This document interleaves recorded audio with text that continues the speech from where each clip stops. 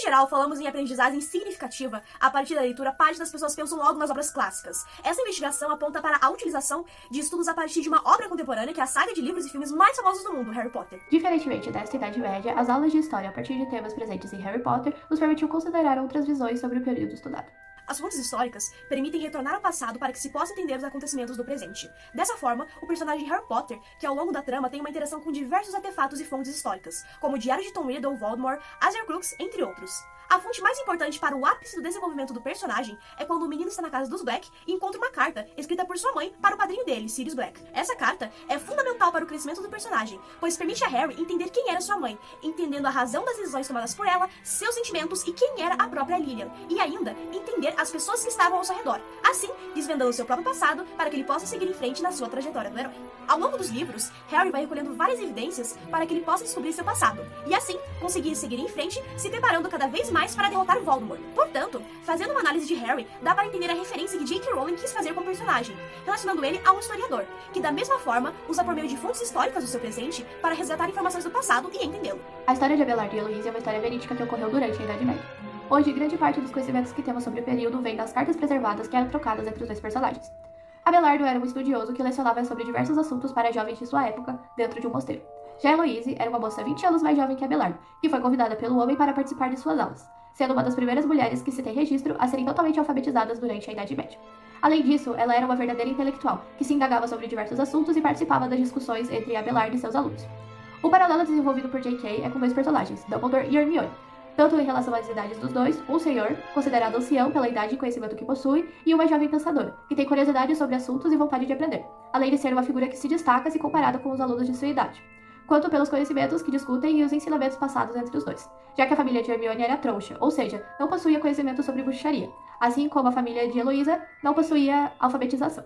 Além disso, durante as duas narrativas, o papel masculino foi revolucionário, onde os dois ficam conhecidos pelos seus pensamentos considerados jovens, onde pregavam sobre a importância de dar oportunidade para as personagens femininas, assunto muito discutido na sua época e que muitas vezes poderia ser visto como algo ruim, principalmente nos estudos, enxergando o potencial que teriam se fossem incentivadas. A cultura celta possui uma grande presença na série Harry Potter. Para entendermos o porquê, exploramos um pouco sobre a vida da autora da série, J.K. Rowling. Nasceu em uma região denominada Grã-Bretanha, uma ilha do continente europeu que abriga a Inglaterra, a Escócia e o país de Gales, regiões habitadas pelos povos celtas, os quais enraizaram sua cultura nesses países. Assim, várias características desses povos serviram de inspiração para a série de forma natural da cultura da autora. Os celtas possuem uma forte crença mágica que vinha da natureza. Com essa informação, foi possível estabelecer a relação dos elementos da natureza com as 4 casas de Hogwarts, Grifinória, Sonserina, Lufa-Lufa e Corvinal. Tanto os símbolos quanto as características são semelhantes aos dos elementos da natureza. Por exemplo, o símbolo da Corvinal é um animal que voa, e os alunos selecionados prezam pelo conhecimento e ter uma mente aberta, atributos que remetem ao elemento ar. Pela crença na magia, os druidas, uma das 3 classes sociais que os celtas se dividiam sendo a raça mais superior, praticavam rituais, assim como os personagens de Harry Potter, e utilizavam instrumentos como as varinhas, que eram produzidas a partir de árvores, por eles consideradas sagradas, como espinheiro, teixo e salgueiro chorão. Na saga, a varinha de Voldemort é de teixo. Essa árvore para os celtas tinha uma forte conexão com a morte e com a imortalidade, qual se encaixou com ele possivelmente pelo seu desejo pela imortalidade, algo que os druidas acreditavam se conectar com a árvore que se originou. A relação caldeirão-bruxo é outra influência celta. Para os povos celtas, o caldeirão era o símbolo da vida, da morte e do outro mundo. Por isso, eles utilizavam para fazer rituais. Algumas lendas celtas diziam que partes de corpos de guerreiros que haviam morrido, após serem colocados no caldeirão, essas partes se transformavam em corpos inteiros novamente. Em um dos momentos mais importantes da série, um acontecimento semelhante dessas lendas está presente no 4º livro, Harry Potter e o Cálice de Fogo, quando Voldemort tem seu corpo reconstituído novamente por meio de um ritual realizado em um caldeirão, dando vida para seu corpo. Outro símbolo celta também foi atribuído à série, o nó celta. Esse significava para esses povos a eternidade da vida e pode ser relacionado com o símbolo das relíquias da morte, que além de terem semelhança na sua estrutura, possui igualdade no significado. Assim como Hogwarts organiza-se em casas, o povo celta organizava-se em tribos. Porém, existiam bruxos que não pertenciam a nenhuma tribo, mas sim circulavam entre todas em busca da paz e organização entre elas. Os magos se chamavam druidas, ou aqueles com a sabedoria do carvalho. Dumbledore era um dos personagens da saga com mais influência celta. O bruxo, conhecido por sua sabedoria, é dotado de semelhanças com o povo celta que vão desde sua aparência até sua personalidade. Acreditamos que os druidas sejam uma grande influência na construção do personagem.